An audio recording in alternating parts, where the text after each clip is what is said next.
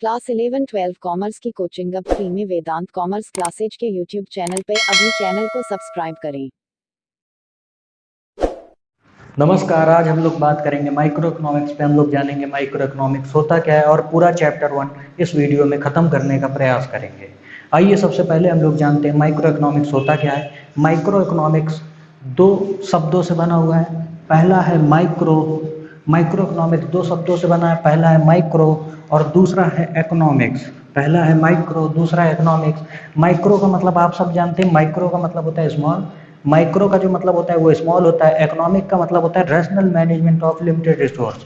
Rational management of limited resource को हम एक एग्जांपल लेके आपको समझाते हैं। मान लीजिए आपकी मंथली इनकम 10,000 रुपये की हो रही है, तो आप उसको किस प्रकार से खर्च करें, आप उसको किस प्रकार से स्पेंड करें कि आपका जो मैक्सिमम सेटिस्फैक्शन लेवल हो वो मैक्सिमम हो, उसको कहते हैं rational management of limited resource. और माइक्रो का मतलब होता है स्मॉल। तो जो माइक्रो इकोनॉमिक्स का कंबाइंड मतलब हुआ, माइक्रो इकोनॉमिक्स का जो कंबाइंड मतलब हुआ वो हुआ rational management of limited resource at small level. At small level. Micro economics का जो मतलब हुआ वो हुआ rational management of limited resource at small level. Small level का मतलब क्या हुआ? स्मॉल लेवल का मतलब आइए हम लोग जानते हैं। स्मॉल लेवल का मतलब हुआ इंडिविजुअल कंज्यूमर हो सकता है, मतलब आप कहीं सामान लेने जाते हैं तो आपसे रिलेटेड जो हम थ्योरी पढ़ते हैं, लॉ ऑफ डिमांड पढ़ते हैं, लॉ ऑफ सप्लाई प्रोड्यूसर से रिलेटेड पढ़ते हैं, तो वो इंडिविजुअल डिमांड वो माइक्रो इकोनॉमिक्स में आएगा। अगर आपको अपना मैक्सिमम सेटिस्फैक्शन निकालना हो, कंज्यूमर इक्विलिब्रियम फाइंड आउट करना हो, तो वो हम माइक्रो इकोनॉमिक्स में देखेंगे। दूसरा होता है इंडिविजुअल प्रोड्यूसर। एक प्रोड्यूसर के पॉइंट ऑफ व्यू से भी हम लोग इसमें माइक्रो इकोनॉमिक्स में देखते हैं। तीसरा हो गया इंडिविजुअल कंपनी। इंडिविजुअल कंपनी का मतलब एक कंपनी। जैसे आप देखते होंगे कि कई सारी कंपनी होती हैं, लेकिन हम लोग माइक्रो इकोनॉमिक्स में सिंगल कंपनी का स्टडी करते हैं। जैसे मान लीजिए आपको 5 कंपनी को स्टडी करना हो तो हम सबको सिंगल स्टडी करते हैं माइक्रो इकोनॉमिक्स में, किसी भी कंबाइंड कंपनी को नहीं करते। और चौथा जो इसमें आता है वो इंडिविजुअल मार्केट। मार्केट आप समझ लीजिए आपके लोकल मार्केट, जैसे आपके आसपास की कोई लोकल मार्केट होती है, हम इसमें बस उस लोकल मार्केट को स्टडी करते हैं, हम पूरे कंट्री के मार्केट को नहीं स्टडी करते। वहीं पे मैक्रो लेवल में हम लोग क्या करते हैं, पूरे कंट्री एज अ होल, मतलब हम पूरे कंट्री के बारे में स्टडी करते हैं। तो ये हो गया आपका इंट्रोडक्शन। माइक्रो इकोनॉमिक्स होता क्या है? माइक्रो मतलब स्मॉल, इकोनॉमिक्स मतलब rational management of limited resource. अगर हम माइक्रो इकोनॉमिक्स दोनों की एक साथ मीनिंग देखें तो rational management of limited resource at small level. ये होता है माइक्रो इकोनॉमिक्स में। हम लोग कौन कौन से इकोनॉमिक इशू से रिलेटेड पढ़ते हैं, कौन कौन से इकोनॉमिक इशू से रिलेटेड हम लोग स्टडी करते हैं माइक्रो इकोनॉमिक्स में? तो इंडिविजुअल कंज्यूमर के पॉइंट ऑफ व्यू से स्टडी करते हैं, इंडिविजुअल प्रोड्यूसर के पॉइंट ऑफ व्यू से स्टडी करते हैं, इंडिविजुअल मार्केट के पॉइंट ऑफ व्यू से स्टडी करते हैं, इंडिविजुअल कंपनी के पॉइंट ऑफ व्यू से स्टडी करते हैं। तो इतना चीज़ हो गया हमारी बेसिक इन्फो। इसके बाद आइए आगे शुरू करते हैं। आइए हम लोग जानते हैं इकोनॉमिक इशू क्या क्या होती हैं और माइक्रो इकोनॉमिक्स में उसके लिए हम लोग कौन कौन सी स्टडी करेंगे जिसके थ्रू हम उस इशू को सॉल्व कर पाएँ। सबसे पहले हम देखते हैं कंज्यूमर लेवल पे। कंज्यूमर लेवल पे क्या होता है, हमारे पास दो चीज़ें होती है। सबसे पहले हमारा इनकम। मान लीजिए आप कहीं जॉब कर रहे हैं, आप कहीं जॉब कर रहे हैं और आपकी सैलरी है 10,000। आप कहीं जॉब करते हैं, आपकी सैलरी है 10,000 है, लेकिन आपकी जो वांट है मतलब आप चाहते हैं कि आपके घर में एसी भी लगी हो, आप चाहते हैं आपके घर में फ्रिज भी हो, आप चाहते हैं आप लग्जरी कार से घूमें, तो ये अनलिमिटेड है, इसका कहीं रुकाव नहीं है। लेकिन आपकी सैलरी क्या है? 10,000। तो हम लोग at consumer point of view से क्या स्टडी करते हैं कि इस 10,000 को कैसे स्पेंड करें, इस 10,000 को आप कैसे स्पेंड करें कि आपको मैक्सिमम सेटिस्फैक्शन मिल पाए, मैक्सिमम सेटिस्फैक्शन मिल पाए। तो हम लोग क्या क्या स्टडी करते हैं इसके लिए? हम लोग कंज्यूमर इक्विलिब्रियम स्टडी करते हैं। कंज्यूमर इक्विलिब्रियम मतलब मैक्सिमम सेटिस्फैक्शन कैसे इस 10,000 से मिल पाए। और दूसरा हम लोग स्टडी करते हैं law of demand. Law of demand में हम लोग देखते हैं कि जब प्राइस कम होती है तब हमारी डिमांड क्या होती है, जब प्राइस ज़्यादा हो जाती है तब हमारी डिमांड क्या होती है। हमारे इनकम के बढ़ जाने से, हमारे इनकम के अधिक हो जाने से हम कौन से सामान को खरीदते हैं, या हमारी इनकम कम हो जाए तब हम किस सामान पे जाते हैं। तो ये दो चीज़ें हम लोग at consumer point of view से स्टडी करेंगे इस माइक्रो इकोनॉमिक्स में जो आपके सिलेबस में है। दूसरा क्या होता है, एट प्रोड्यूसर लेवल प्रोड्यूसर की भी कुछ दिक्कतें होती है, जैसे उनके पास रॉ मटेरियल लिमिटेड होता है। मतलब समझ लीजिए कोई सामान बनाने के लिए कोई रॉ मटेरियल चाहिए, पेन ही बनानी है तो उसके लिए कुछ सामान ऐसे होते हैं जो लिमिटेड होते हैं, अनलिमिटेड नहीं है। और दूसरा उनके पास क्या है, टेक्नोलॉजी डिफरेंट होती है।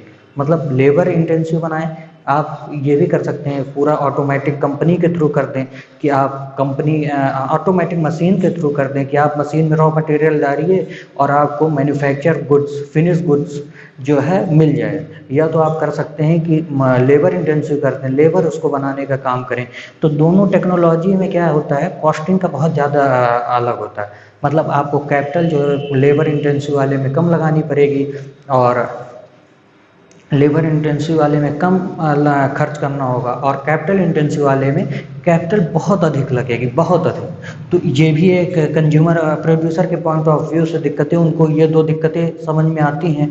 तो उसके लिए इन दो दिक्कतों के लिए हम लोग क्या क्या स्टडी करेंगे, हम लोग प्रोड्यूसर इक्विलिब्रियम करेंगे। प्रोड्यूसर इक्विलिब्रियम में हम लोग देखेंगे प्रोड्यूसर कितना यूनिट आउटपुट करे कि उसको मैक्सिमम सेटिस्फैक्शन हो, और थ्योरी ऑफ सप्लाई हम लोग इसमें पढ़ेंगे, थ्योरी ऑफ सप्लाई हम लोग इसमें देखेंगे।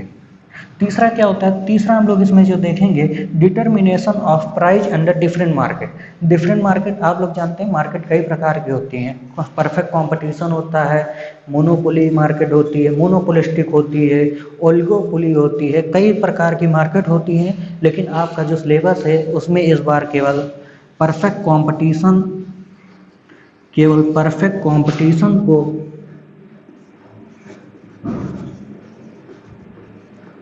हम लोग को स्टडी करना है। जो आपके सिलेबस में है उसमें केवल परफेक्ट कंपटीशन है, लेकिन हम बताएंगे पूरा। तो हम लोग इसमें देखेंगे कि प्राइस कैसे डिटर्मिनेशन होता है। प्राइस एक आज के समय में सबसे ज़्यादा इम्पॉर्टेंट फैक्टर है। अगर आपकी प्राइस कम होती है तो आपका सामान ज़्यादा बिकेगा, और प्राइस अगर आपकी हल्का से भी माइनर चेंज आता है तो आपके डिमांड जो है जीरो भी हो सकती है। तो प्राइस जो है सबसे मेन रोल अदा करता है। तो माइक्रो इकोनॉमिक्स में हम लोग प्राइस डिटर्मिनेशन भी देखेंगे कि किस प्रकार से किया जाता है अलग अलग मार्केट में। आपके सिलेबस में केवल परफेक्ट कंपटीशन है, तो हम लोग क्या क्या माइक्रो इकोनॉमिक्स में इशू या प्रॉब्लम्स क्या क्या है, कंज्यूमर लेवल पे क्या है, इनकम उसकी लिमिटेड है, वांट्स अनलिमिटेड है, इसमें हम लोग देखेंगे consumer equilibrium and law of demand. Producer level पे हम लोग प्रोड्यूसर इक्विलिब्रियम देखेंगे, थ्योरी ऑफ सप्लाई देखेंगे, और लास्ट में हम लोग देखेंगे किस प्रकार से प्राइस का डिटर्मिनेशन होता है डिफरेंट मार्केट में। तो ये सब चीज़ें हम लोग आगे पढ़ेंगे।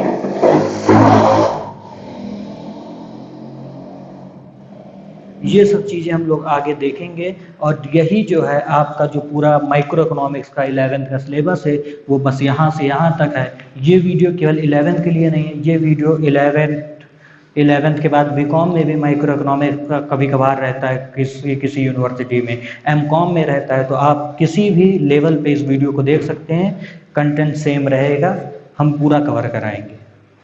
आइए आगे देखते हैं। हम लोग बात माइक्रो इकोनॉमिक्स की कर रहे हैं, तो माइक्रो इकोनॉमिक्स का भी एक ओवरव्यू देख लेते हैं। मैक्रो इकोनॉमिक्स क्या होता है। आपको 11th के सिलेबस में माइक्रो और मैक्रो का डिफरेंस से क्वेश्चंस पूछते हैं, और ज़रूर ही पूछे जाते हैं। हर स्कूल वाले जो है एक क्वेश्चंस 5 मार्क्स में पूछते हैं कि difference between micro and macro economics. तो हम लोग देखते हैं मैक्रो इकोनॉमिक्स क्या होती है। मैक्रो इकोनॉमिक्स, मैक्रो का जो मतलब होता है वो लार्ज, और इकोनॉमिक्स का मतलब आप लोगों ने देखा rational management of limited resource. तो लार्ज लेवल पे जो रैशनल मैनेजमेंट हो लिमिटेड रिसोर्स का, वो हम लोग मैक्रो इकोनॉमिक्स में देखते हैं। मैक्रो इकोनॉमिक्स का मतलब जो होता है, मैक्रो इकोनॉमिक्स का मतलब जो होता है, macro economics refer to economic as a whole. मतलब इकोनॉमिक्स एज अ होल का मतलब हम लोग पूरे भारत या पूरे कंट्री या पूरे वर्ल्ड की बात करते हैं, हम लोग एक लोकल मार्केट की बात नहीं करते। जैसे हम लोगों ने माइक्रो इकोनॉमिक्स में देखा था, आप एक इंडिविजुअल कंज्यूमर की बात कर रहे थे, इंडिविजुअल प्रोड्यूसर की बात कर रहे थे, इंडिविजुअल मार्केट की बात कर रहे थे, इंडिविजुअल कंपनी की बात कर रहे थे। लेकिन हम लोग यहाँ पे इंडिविजुअल नहीं देखेंगे, हम लोग देखेंगे तो पूरे कस्टमर को एक साथ देखेंगे, कंबाइंड कस्टमर स्टडी करेंगे, कंबाइंड प्रोड्यूसर का स्टडी करेंगे, इंडिविजुअल का नहीं स्टडी करेंगे। हम लोग इसमें देखते क्या क्या है, मैक्रो इकोनॉमिक्स कि कौन कौन से ऐसे इकोनॉमिक प्रॉब्लम्स हैं जो मैक्रो इकोनॉमिक्स डील करता है, जिसके थ्रू हम मैक्रो इकोनॉमिक्स के थ्रू उसका सॉल्यूशन पा सकते हैं। तो वो है जीडीपी ग्रोथ। हम लोग मैक्रो इकोनॉमिक्स में जीडीपी का स्टडी करते हैं। जीडीपी हम लोग निकालना भी मैक्रो इकोनॉमिक्स के सिलेबस में सीखते हैं। दूसरा इकोनॉमिक स्टेबिलिटी। इकोनॉमिक स्टेबिलिटी बहुत ज़रूरी है, हम लोग मैक्रो इकोनॉमिक्स में इकोनॉमिक स्टेबिलिटी का स्टडी करते हैं। तीसरा गवर्नमेंट बजट। गवर्नमेंट हर साल बजट प्रिपेयर करती है, आप लोग जानते होंगे। उसमें कौन कौन से इंस्ट्रूमेंट होते हैं, गवर्नमेंट कहाँ से रेवेन्यू क्रिएट करती है, गवर्नमेंट कहाँ पे एक्सपेंडिचर करती है, कहाँ पे एक्सपेंस करती है, वो सब हम लोग स्टडी करेंगे। तीसरा एक्सचेंज रेट। एक्सचेंज रेट हम लोग उसको कहते हैं, एक कंट्री हमारे भारत का जो एक्सचेंज रेट होगा दूसरे कंट्री के, हमारे भारत की जो मनी की वैल्यू होगी दूसरे कंट्री के मनी के वैल्यू को, उसको एक्सचेंज रेट कहते हैं। जैसे $1 की कीमत इस समय 80 रुपये के करीब है, तो एक्सचेंज रेट उसमें स्टडी करते हैं हम लोग। एक्सचेंज रेट देखते हैं कि एक्सचेंज रेट का डिटर्मिनेशन कैसे होता है, हम लोग ये देखेंगे एक्सचेंज रेट फिक्स कैसे होता है, और भी चीज़ें स्टडी करेंगे। और सबसे लास्ट में हम लोग जो स्टडी करते हैं वो है फिजिकल और मॉनेटरी पॉलिसी। फिजिकल और मॉनेटरी पॉलिसी के थ्रू गवर्नमेंट क्या करती है, सप्लाई ऑफ मनी को कंट्रोल करती है। सप्लाई ऑफ मनी को गवर्नमेंट यहाँ इसके थ्रू क्या करती है, कंट्रोल करती है, जिससे इन्फ्लेशन और डिफ्लेशन को गवर्नमेंट कंट्रोल करती है। तो हम लोग मैक्रो इकोनॉमिक्स के भी बारे में जान लिए। माइक्रो का मतलब होता है स्मॉल, मैक्रो का मतलब होता है लार्ज। आपसे डिफरेंस कोई भी पूछे तो उसमें सबसे पहला तो ये हो गया। दूसरा, micro economics deal with economic issue related to small, macro economics deals with economics issues related to as economic as a whole. Micro economics जहाँ पे इंडिविजुअल कंज्यूमर की बात कर रही थी, वहाँ पे मैक्रो इकोनॉमिक्स जीडीपी ग्रोथ है। जहाँ पे माइक्रो इकोनॉमिक्स इंडिविजुअल कंज्यूमर की बात करती है, वहीं पे माइक्रो इकोनॉमिक्स सारे कंज्यूमर की बात करते हैं। माइक्रो इकोनॉमिक्स में जो हम लोग स्टडी करते हैं वो है GDP growth, economic stability, government budget, exchange rate, physical and monetary policy. वहीं पे हम लोग जो माइक्रो इकोनॉमिक्स में बात कर रहे थे, माइक्रो इकोनॉमिक्स में जो हम लोग बात कर रहे थे वो था individual consumer, individual producer, individual market,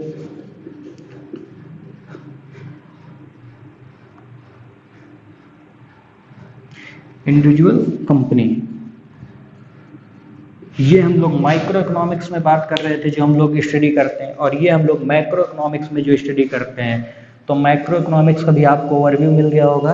अगर 5 मार्क्स में difference between micro and macro economics पूछे तो अब आप लोग लिख सकते होंगे। आगे हम लोग देखेंगे पॉजिटिव और नॉर्मेटिव इकोनॉमिक्स का डिफरेंस क्या होता है, ये दोनों चीज़ें होते क्या है। आइए शुरू करते हैं। आइए अब हम लोग देखते हैं पॉजिटिव इकोनॉमिक्स और नॉर्मेटिव इकोनॉमिक्स क्या क्या होते हैं। पॉजिटिव इकोनॉमिक्स जो होता है, positive economics deals with economics issue related to past, present and future. Positive economics जो इकोनॉमिक्स इशू को रिलेट करता है, जो इकोनॉमिक इशू को रिलेट करता है, वो पास्ट से होंगी, प्रेजेंट से होंगी या फ्यूचर से होंगी। एग्जाम्पल लीजिएगा, हम एक एग्जाम्पल देते हैं। एक हमारी पॉपुलेशन है बिलो पॉवर्टी लाइन, मतलब कितने लोग गरीबी रेखा के नीचे रहते हैं। ये देश, हर देश का एक बड़ी समस्याएं होती हैं। तो हम एक एग्जाम्पल देखते हैं। 2020 में हमारे पास 20% लोग बीपीएल के अंतर्गत आते थे। 2021 में 21% लोग आते हैं।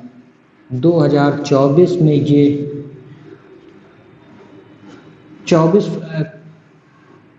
23% तक होने के वो हैं। हमने एक एग्जाम्पल लिया, 2020 में बीपीएल के अंतर्गत जो आते थे, जो गरीबी रेखा के नीचे जीवन यापन करने वाले लोग थे, वो 20% थे। 2022 मतलब आज के डेट में वो 21% है, और 2024 तक ये अनुमान लगाया जा रहा है कि ये 23% हो जाएंगे। ये हमारा एग्जाम्पल है, ये स्टेटमेंट है।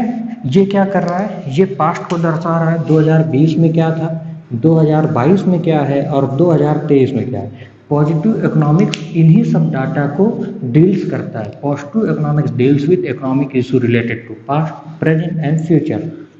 स्टेटमेंट किस किस चीज़ से रिलेट कर सकता है, स्टेटमेंट किस किस चीज़ से रिलेट कर सकता है। स्टेटमेंट या तो व्हाट वाज, मतलब क्या था, 2020 में क्या था।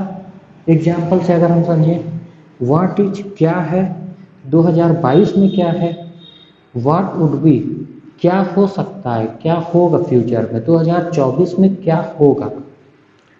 पॉजिटिव इकोनॉमिक्स डील्स करता है economic issue related to past, जो हो चुका, जो प्रेजेंट में है और जो फ्यूचर में होगा। स्टेटमेंट किससे रिलेट करते हैं, what is, what was and what would be. अब आइए हम लोग नॉर्मेटिव इकोनॉमिक्स देखते हैं। Normative economics deals with opinion of economics related to economic issue. इसमें हम लोग इकोनॉमिस्ट की ओपिनियन को देखते हैं, कोई फैक्ट एंड फिगर को हम लोग नहीं देखते। मतलब इकोनॉमिस्ट ओपिनियन देखते हैं। एग्जाम्पल एक लेते हैं, एक गवर्नमेंट के द्वारा मनरेगा स्कीम लॉन्च की गई थी। उस पर कुछ इकोनॉमिस्ट का कहना था ये एक दिन अनएम्प्लॉयमेंट को ख़त्म कर देगी, कुछ इकोनॉमिस्ट का कहना था इससे कोई असर नहीं आएगा। तो ये उनका पर्सनल ओपिनियन था। हम लोग इसमें इकोनॉमिस्ट के ओपिनियन को स्टडी करते हैं, हम लोग इसमें इसको स्टडी करते हैं। इसमें कोई फैक्चुअल डाटा नहीं होता, मतलब कोई ऐसा डाटा नहीं होता जिसको हम लोग वेरीफाई करा सकें। नेक्स्ट पॉइंट हमारा यही है, स्टेटमेंट कैन बी वेरीफाइड। मतलब या तो ये सही होगा 2020 में, या तो 20% लोग गरीबी रेखा के नीचे रहे होंगे, या ये गलत होगा, लेकिन आप इसको वेरीफाई करा सकते हैं। मतलब ये डाटा आप वेरीफाई करा सकते हैं, या सही निकलेगा या गलत निकलेगा। लेकिन अगर हम आपसे कहें, एक इकोनॉमिस्ट कहे थे ये मनरेगा स्कीम एक दिन अनएम्प्लॉयमेंट को ख़त्म कर देगी, तो आप इसको वेरीफाई नहीं करा सकते। तो ये स्टेटमेंट क्या होता है, नॉट वेरीफाइबल होता है। मतलब इसको आप वेरीफाई नहीं करा सकते नॉर्मेटिव इकोनॉमिक्स के स्टेटमेंट को। पॉजिटिव इकोनॉमिक के स्टेटमेंट को आप करा सकते हैं।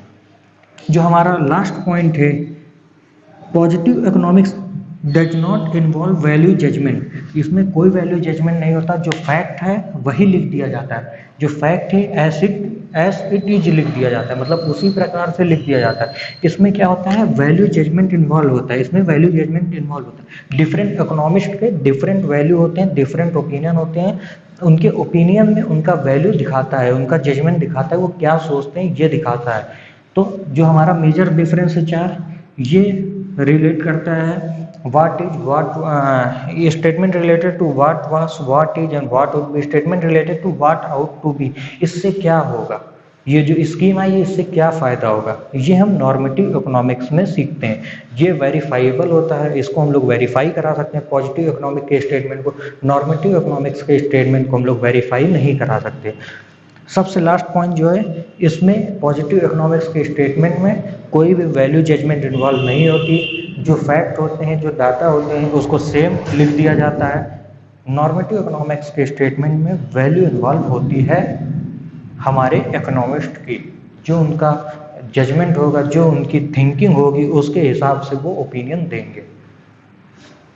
देखते हैं इकोनॉमी क्या होता है। इकोनॉमी क्या होता है, economy is a system by which people earn their living.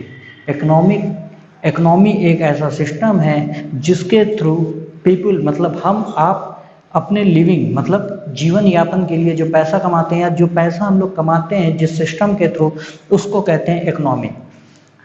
अब economy is a system by which people earn their living. कैसे हम लोग पैसा कमाते हैं, एग्जाम्पल लेते हैं। डॉक्टर हॉस्पिटल जाते हैं, डॉक्टर क्या करते हैं, पेशेंट देखते हैं। हॉस्पिटल जाते हैं, पेशेंट देखते हैं, पैसा कमाते हैं। टीचर्स स्कूल जाते हैं, टीचर स्कूल जाते हैं, बच्चों को पढ़ाते हैं, सिखाते हैं, लर्न करवाते हैं, उसके बाद पैसा कमाते हैं। या तो सबसे अच्छा एग्जाम्पल एक हम लेते हैं, आपके पेरेंट्स जो है, आपके जो पेरेंट्स हैं वो या तो ऑफिस जाते होंगे या अपने बिजनेस पे जाते होंगे। आपके पेरेंट्स कहाँ जाते होंगे, आपके पेरेंट्स या तो ऑफिस पे जाते होंगे या बिजनेस में जाते होंगे। तो इसी को इकोनॉमी कहते हैं। Economy is a system by which people earn their living. मतलब एक पूरा सिस्टम है जिसके थ्रू पीपल, मतलब एक पूरा सिस्टम है जिसके थ्रू हम सब लोग, कोई हॉस्पिटल जा रहा है, कोई स्कूल जा रहा है, कोई ऑफिस जा रहा है, कोई अपने बिजनेस पे जा रहा है, जिसके मेन मोटिव क्या होता है,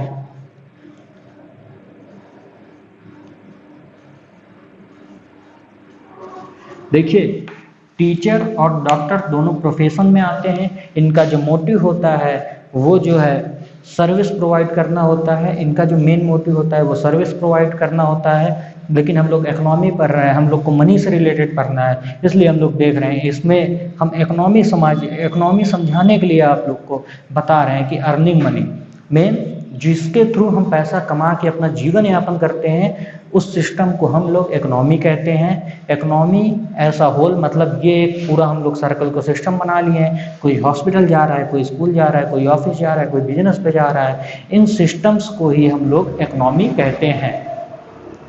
इसके बाद हम लोग देखते हैं nature and level of economy. Nature and level of economic के लिए हम लोग एक एग्जाम्पल लेते हैं और इस एग्जाम्पल से समझते हैं। मान लीजिए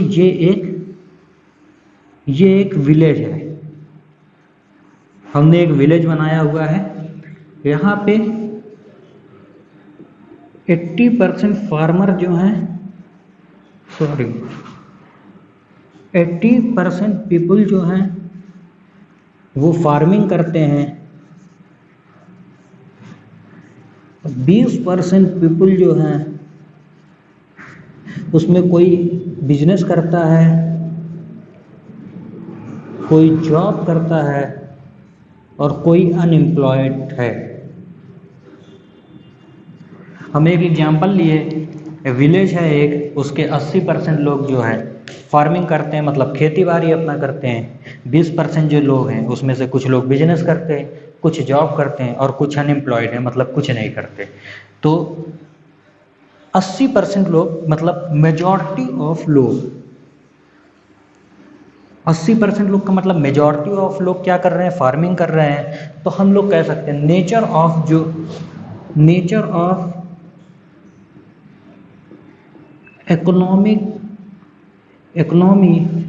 ऑफ विलेज, मतलब जो विलेज की इकोनॉमी का नेचर है वो क्या है, वो फार्मिंग है या एग्रीकल्चर हम लोग कह सकते हैं। जो नेचर ऑफ इकोनॉमी है इस विलेज की वो एग्रीकल्चर बेस्ड है।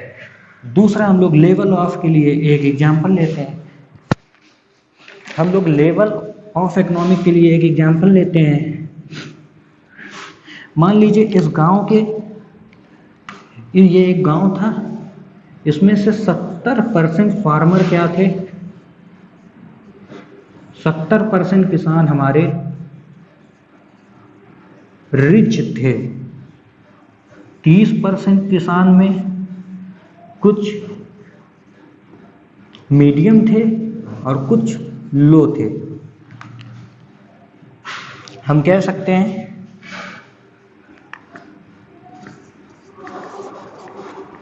हमने नेचर में देखा था कि जहाँ पे जिस गांव में या जिस एरिया में सबसे ज़्यादा लोग जिस बिजनेस या जिस एक्टिविटी में इन्वॉल्व हो, जिसके थ्रू वो पैसा कमा रहे हो, उसको हम लोग नेचर ऑफ इकोनॉमिक देखते थे। लेवल ऑफ इकोनॉमी में हम लोग ने एग्जांपल लिया, एक विलेज है, 70% फार्मर वहाँ के रिच हैं, 70% किसान वहाँ पे रिच हैं।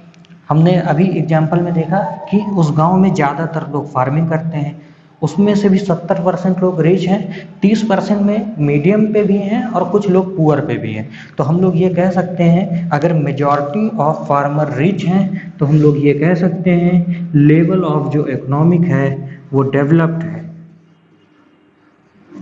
डेवलप्ड और हाई। मतलब मेजॉरिटी ऑफ फार्मर रिच हैं तो हम लोग ये कह सकते हैं रिच हैं, मतलब लेवल ऑफ इकोनॉमी जो है वो डेवलप्ड है और हाई है। सबसे अच्छा एग्जांपल हम लोग लेते हैं, अमेरिका हमारी डेवलप्ड इकोनॉमी है, डेवलप्ड है मतलब वहाँ पे ज़्यादातर लोग पर कैपिटा इनकम बहुत हाई है। आइए हम लोग देखते हैं टाइप्स ऑफ इकोनॉमी। इकोनॉमी हमारी 3 टाइप्स की होती है, controlled economy, free economy and mixed economy. Economy हमारी 3 प्रकार की होती है, control, free, mixed. Controlled economy क्या होती है? कंट्रोल्ड इकोनॉमिक्स उस इकोनॉमी को कहा जाता है जहाँ पे इकोनॉमिक एक्टिविटी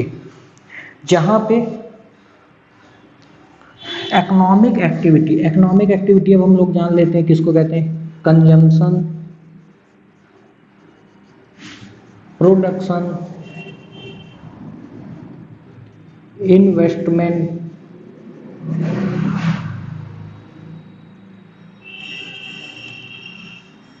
इकोनॉमिक एक्टिविटी हम लोग कहते हैं किसको, इकोनॉमिक एक्टिविटी कहते हैं कंजम्पशन, प्रोडक्शन, इन्वेस्टमेंट।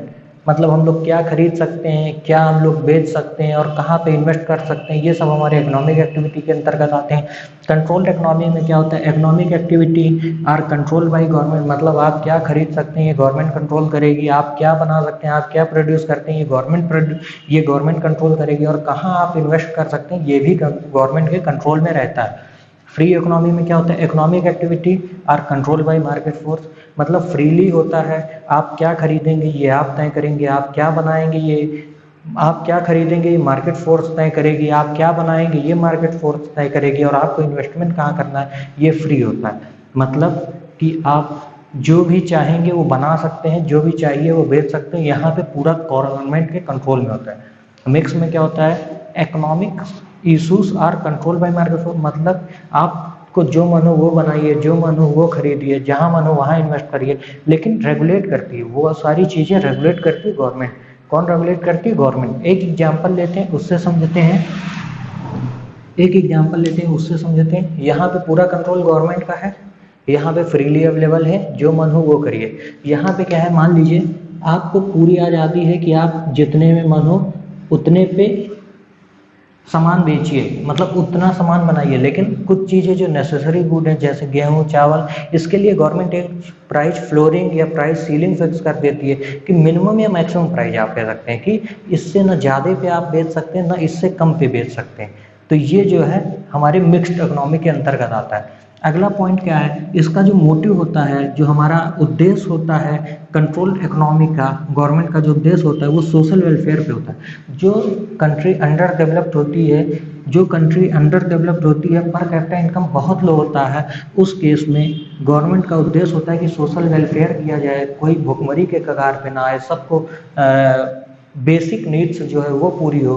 तो इसमें क्या होता है, सोशल वेलफेयर होता है। गवर्नमेंट की कंपनी होती है, गवर्नमेंट फ्रीली या बहुत चीप रेट पे सामानें उपलब्ध कराती हैं। तो जो मेन इसका उद्देश्य होता है वो सोशल वेलफेयर होता है। इसका जो मोटिव होता है वो प्रॉफिट मैक्सिमाइजेशन होता है।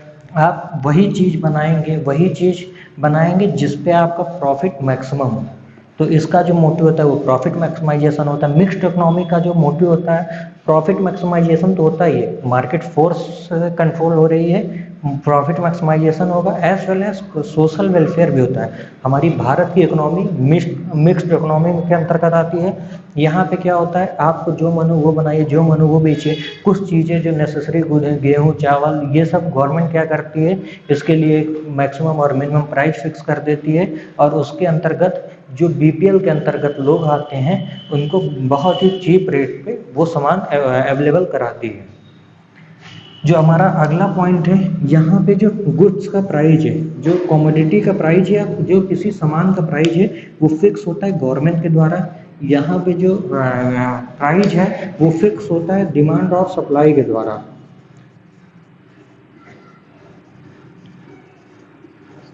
हमारा कंट्रोल्ड इकोनॉमी में गवर्नमेंट फिक्स कर रही है। फ्री इकोनॉमी में जो फिक्स हो रहा है वो डिमांड और सप्लाई पे हो रहा है, मतलब जितनी डिमांड और सप्लाई रहेगी उसके हिसाब से, मार्केट फोर्स के हिसाब से हमारा प्राइस का डिटर्मिनेशन होगा। और जो हमारा मिक्स इकोनॉमी है, यहाँ पे प्राइस का डिटर्मिनेशन तो हमारा इसी के हिसाब से होता है, डिमांड और सप्लाई के अंतर्गत ही आता है। लेकिन कुछ चीज़ें ऐसी होती है जिसको गवर्नमेंट रेगुलेट करती है, जिस पे गवर्नमेंट प्राइस फ्लोरिंग या प्राइस सीलिंग लगाती है, मिनिमम या मैक्सिमम प्राइस उसका फिक्स कर देती है।